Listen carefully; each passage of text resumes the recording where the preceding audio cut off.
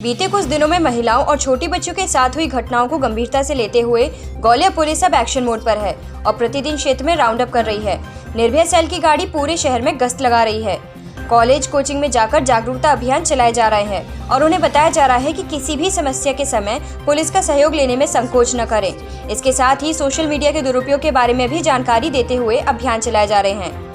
मामले पर ज्यादा जानकारी के लिए निर्भया हेल्पलाइन को लीड कर रही सोनम पाराशर से चर्चा की गई। किस हिसाब से स्कूल कॉलेज में जाकर के कैसे बच्चों को जागरूक कर रहे हैं, क्या इन्फॉर्मेशन उनको दे रहे हैं, इसके रिगार्डिंग थोड़ा बताएं। ये अपना जो स्कूल का टाइम रहता है उस टाइम पे मैं प्रतिदिन अपने KRG कॉलेज हुआ, पद्मा हुआ, गजर, जहाँ बच्चियों की संख्या काफ़ी ज़्यादा रहती है, तो प्रतिदिन वहाँ जाके ग्रुप में बच्चियों को बुला के कि कैसे कैसे मतलब आपको परेशान किया जाता है, तो आप कैसे समझेंगे कि कोई व्यक्ति आपको लगातार परेशान कर रहा है, उसकी नीयत क्या है या किस हद तक वो गिर सकता है।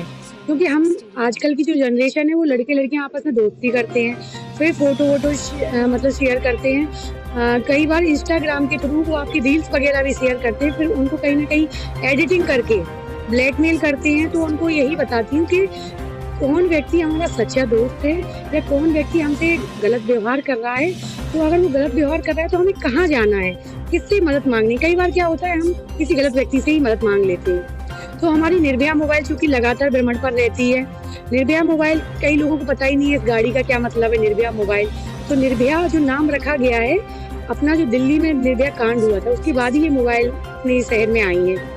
तो लड़कियों को बताया जाता है कभी भी आप अपने परिवार को भी नहीं बता पा रहे हैं समस्या, तो हमारे कई हेल्पलाइन नंबर भी है, डायल 100 है, सबको पता है, 112 है, 1090 है।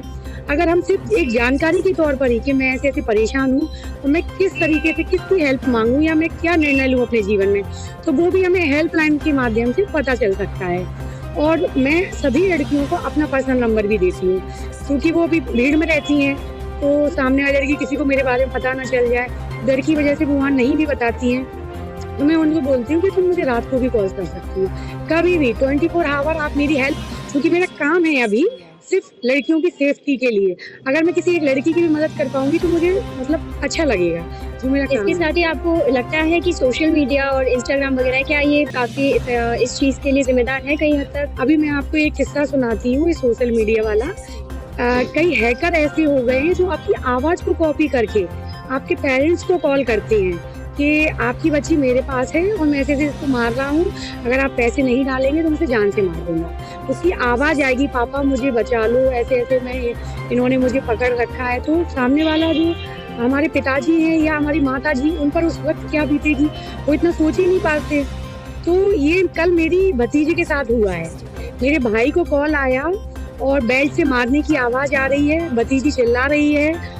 तो जब उसने पैसे की बात कही तब भैया, क्योंकि वो दिल्ली में पढ़ती है, तो जब उसने पैसे की डिमांड करी तब भाई को समझ में आया कि ये फेक है। उन्होंने तुरंत मुझे कॉल किया, लेकिन थोड़ी देर के लिए तो हर इंसान अपनी बच्ची की चिंता करता तो घबरा ही जाता है। तो इसलिए मैं आज सभी बच्चियों को सुबह बता रही थी कि अपने घर पे ऐसा बता के रखें कि ऐसे ऐसे हैकिंग के माध्यम से ऐसा हो रहा है।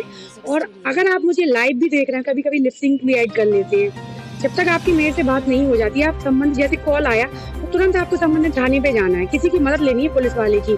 आप किसी को भी एकदम से डरा के आप पैसे फॉरवर्ड ना कर दें। इसके अलावा जो कॉलेजेस कोचिंग्स हैं उनके बाहर जो काफी आवारा और उपद्रवी लोग हैं जो घूमते रहते हैं, उनको KRG कॉलेज के बाहर एक चाय की कुटिया बनी हुई थी। मैंने सिर्फ 2 दिन हुए थे मुझे ज्वाइन किए हुए, उस पर लड़के बैठे रहते थे। तो मैं लगा 2 दिन में क्यों बैठे भाई, किसी की बहन है तो पिताजी को फोन लगाकर बहन को लेने आए हो, माता जी से बात करवाइए आप अपनी।